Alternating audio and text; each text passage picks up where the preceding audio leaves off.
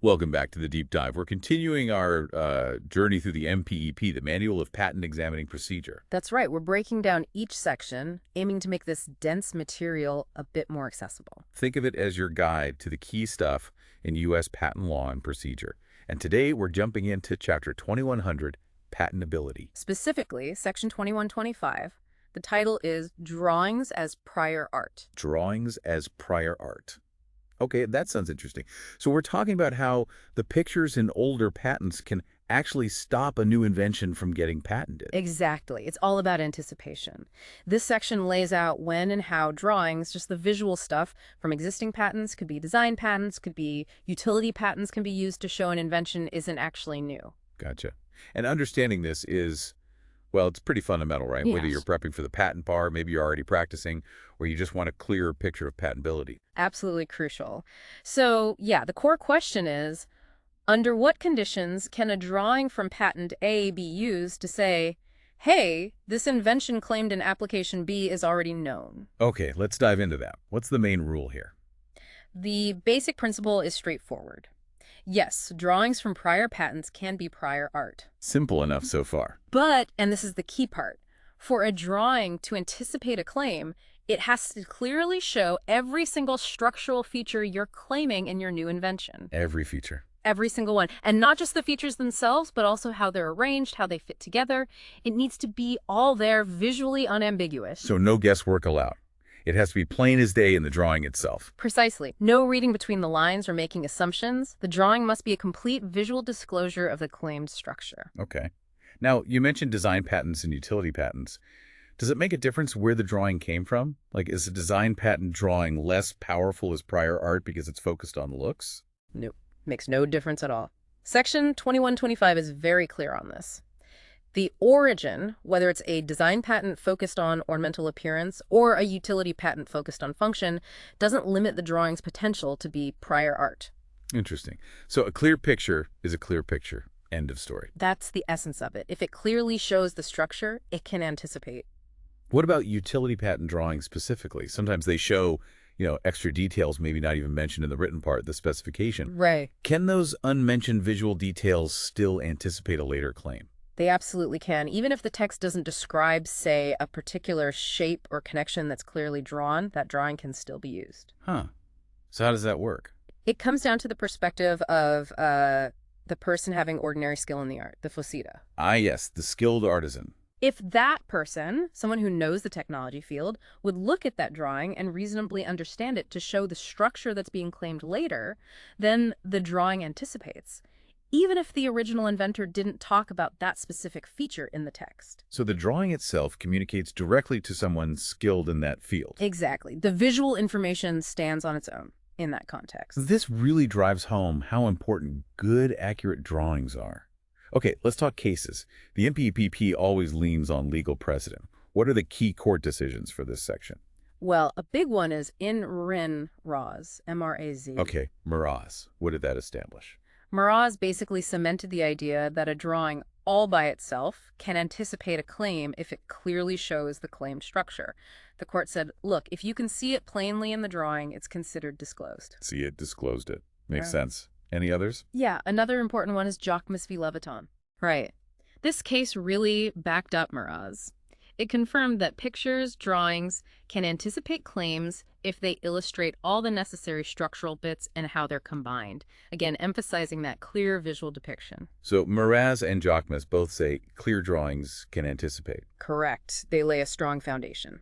Is there a case that digs more into that skilled person perspective you mentioned? How they interpret the drawings? Yes, definitely. In Aslanian, A-S-L-A-N-I-A-N. That's Slanian, okay. This case specifically looked at utility patent drawings. It said you have to judge those drawings based on what they'd reasonably suggest to that skilled person, the faceta. Right.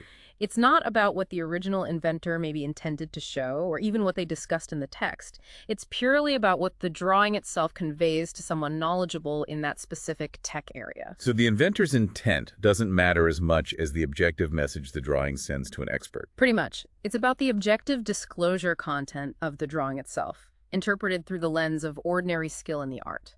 Okay, that's a critical point. But there's a catch, isn't there? Something about drawings not being to scale. Ah, yes. A very, very important limitation. This trips people up. So is it the rule? The rule is, unless a patent drawing explicitly says it's drawn to scale, you absolutely cannot use that drawing as evidence for precise dimensional proportions or exact size relationships between parts. Okay, because patent drawings are often schematic, right?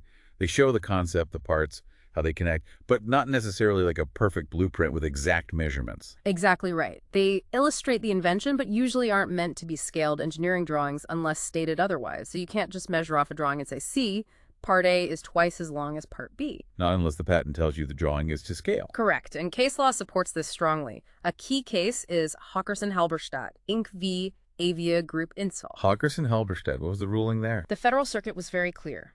You can't rely on relative sizes shown in drawings to make arguments about proportions unless the specification, the written part, explicitly confirms those drawings are to scale. So no inferring dimensions from potentially non-scaled drawings. Precisely. It prevents arguments based on potentially misleading visual proportions. Yeah, any other cases on this specific point? In Rewrite is another good example. The court there rejected an argument against patentability that was based only on the proportions seen in a prior art drawing. Okay, same principle. But Wright also had an interesting twist, a nuance. Oh, what was that? The court acknowledged that while you can't rely solely on the drawing's proportions if it's not to scale, the written description, when read together with the drawing, can sometimes clue in a skilled person about why certain features or proportions might be desirable. So the text and the drawing working together. You mean like the whiskey barrel example? Exactly, the famous whiskey barrel chime example. The text discussed reducing losses, and the drawing, while maybe not perfectly scaled, visually suggested a longer chime. The combination informed the skilled person about the benefit. So the text can give context to the visual, even if the visual isn't dimensionally precise on its own. That's a good way to put it. The text provided the why that gave meaning to the what's shown in the drawing regarding desirability. Okay, let's try and wrap up section 2125 then. Fundamentally, it clarifies how drawings fit into the prior art picture. Right. It tells us that drawings can anticipate, but only if they clearly show every structural element and their arrangement. And the source doesn't matter design or utility patent, it's all fair game. Correct. And it emphasizes the faceta standard for interpretation. But the big limitation, don't rely on dimensions or proportions unless the drawing is explicitly marked as being to scale. That's the crucial takeaway on the limitation side. There's a clear difference between what a drawing structurally shows versus what it might accidentally imply about size. Great summary. This has been really helpful in unpacking, what seems like a niche topic, but actually has pretty significant implications. It really does. Understanding how drawings function as prior art is key. Clear disclosure anticipates. Non-scaled proportions generally don't. So for you listening, think about this.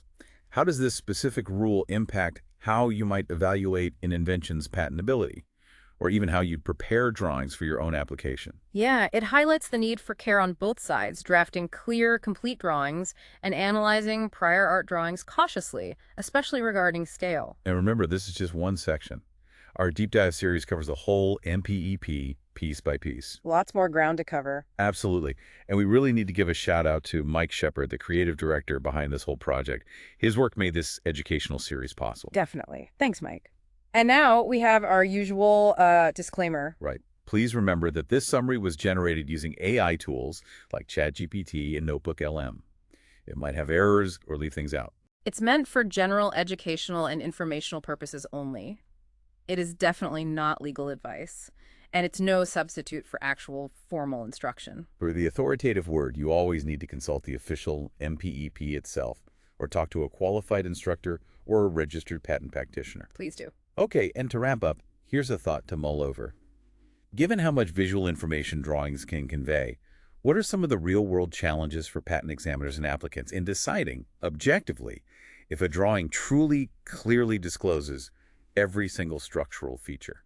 Where's the line sometimes? That's a good one. Something to definitely think about. Indeed. Consider that until our next deep dive. Thanks for joining us.